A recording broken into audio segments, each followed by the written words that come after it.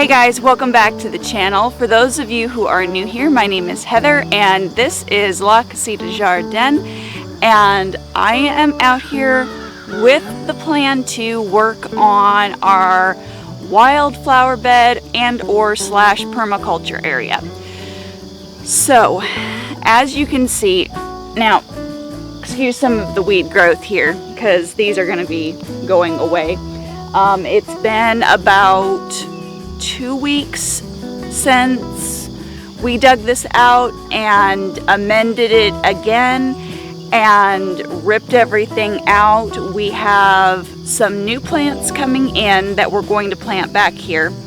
Some are bulbs and then some are just plants, and they should be coming in, I want to say, in about 2 weeks, give or take. So the main goal right now is to finish getting this whole bed worked out and situated and structured for when those plants come in. So the goal today is right along, you can see right back there where we've got the gap from the brick, we're going to put a little bit of a retaining wall. And the reason that we're doing this is because this is right along the edge of our dry bed creek, and we keep losing good dirt back here, good soil that we are trying to work in and amend this section that is very, very poor soil technically. And it's getting better over time. I will say that. It's taken, this is year 3 for this section, so 3 years of work. But we do keep losing good dirt when we have a significant amount of rainfall. So the hope and the goal is that putting this retaining wall just along the back here will help secure the dirt, keep it in, and then help keep any of the weeds that we don't want from the ditch area moving up into here. All right, so I think that's all that I've got for that part of the introduction. I'm going to go on ahead and work on clearing out some of these weed growths. So, I mean, I'm not really surprised by this or upset. When there is a blank space in a garden, I want you to just think of this phrase: nature abhors a vacuum. So nature will go in, it will naturally seed and seed start what is underneath if you haven't killed it out, which we didn't work on killing it out, we just ripped stuff out. So things that have laid dormant are just kind of coming up. So I'm just going to clear these things out and start working on building the retaining wall, and let's go on ahead and get that part of this video going for you, okay?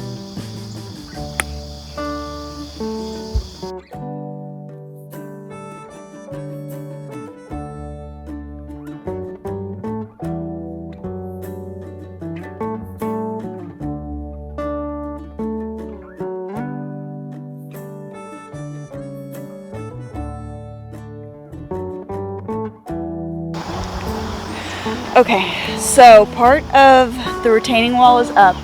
I'm pausing for a second on bringing the cinder block over here. It's a little crooked. It's not surprising, all things considered. To show you what else I'm going to do here. So this corner right here in this section, we get the most water coming up from over there up this way. Since that's the case, we do have some old rebar here. What I'm going to do is I'm going to anchor these holes with the rebar just to make sure it's not going to go anywhere.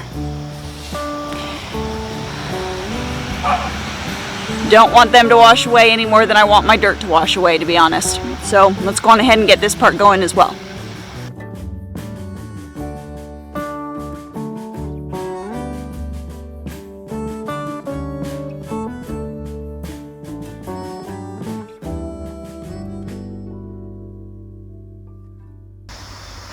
Okay, I've mentioned this before, but for those of you who haven't seen some of my previous videos,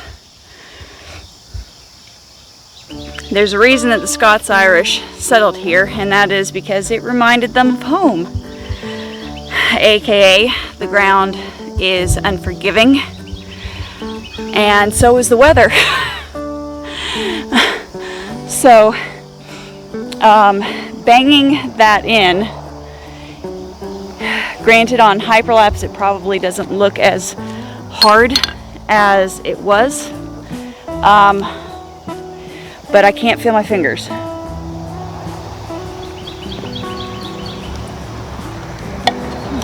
There's a ton of rock under there.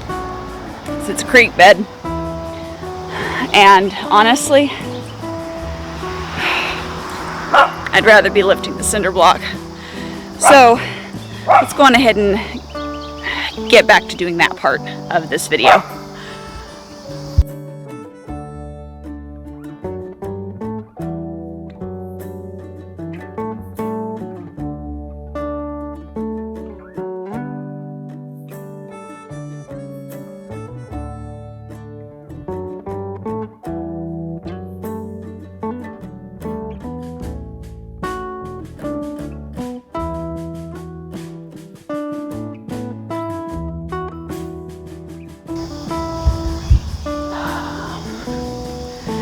Alright, so this section here is where things are going to get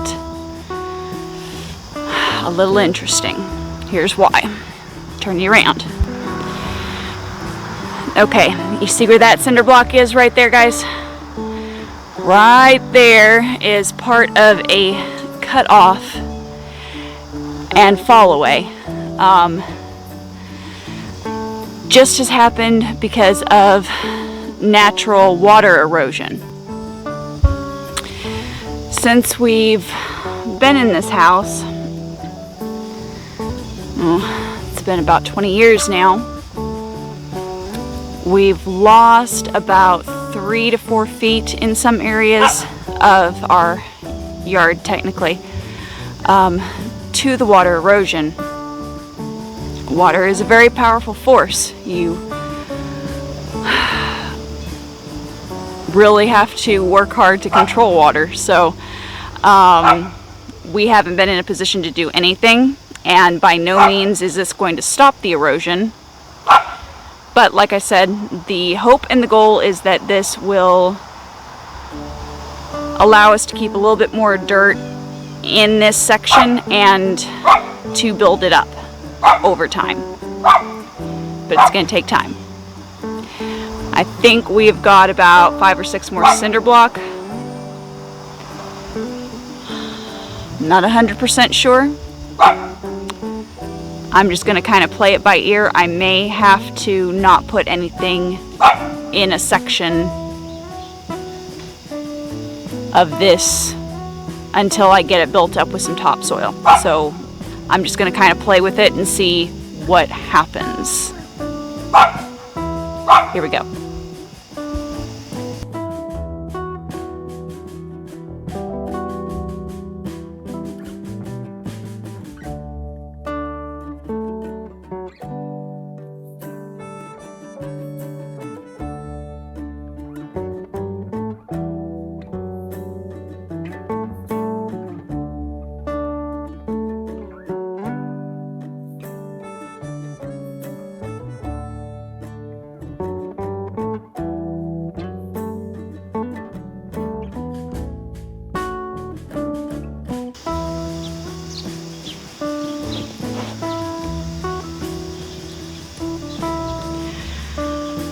Okay, I think when it comes to the cinder block, that's as far as we can get.